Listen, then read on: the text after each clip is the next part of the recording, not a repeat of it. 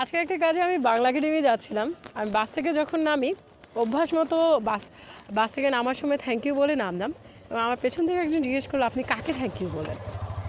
ওনার curiosity থেকে আমি পরে বললাম কেন কন্ট্রাক্টদারকে। তারপরে উনি আবার জিজ্ঞেস করলেন কেনর ব্যাখ্যাটা আপনাদেরকেও দিই ওনাকে যেটা দিয়েছে।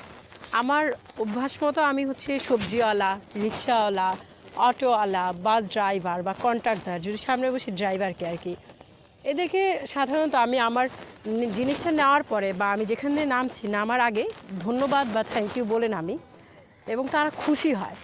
আমার সাথে অনেক সময় এরকম হয়েছে যখন আমি রিক্সাওয়ালাকে ভাড়া দিয়ে থ্যাংক ইউ মামা বলছি, মামা আরেকবার জিজ্ঞেস করছে কী বলছে নাফা, আমি কিন্তু জানি সে শুনছে, তারপরে বলছে কী বলছে নাফা শুনি নাই, আপনি যে আমাকে এত সুন্দর করে এখানে নামায় দিলেন এই জন্য আপনাকে ধন্যবাদ। তখন মামা বলে ভালো থাকেন।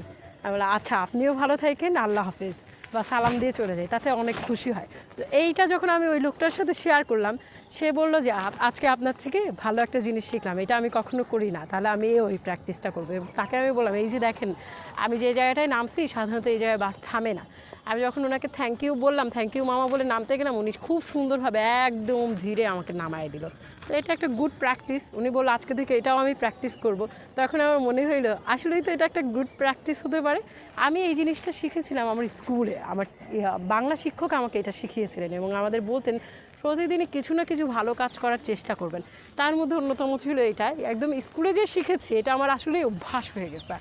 আমি রিক্সাওয়ালা থেকে অটোওয়ালা থেকে সবজিওয়ালা যেখানেই যাই, ইভেন আপনি দেখেন বড় কোনো অফিসেও যখন যাবেন, আপনি যদি দারোয়ানের আগে দারোয়ানকে সালাম দেন, দেখবেন সে খুব খুশি হয়ে আপনার সালামের উত্তর নেবে এবং আপনি যখন নামবেন আপনার আগে সে সালাম দেওয়ার চেষ্টা করবে। তো এই প্র্যাকটিসটা আপনি করতে পারেন।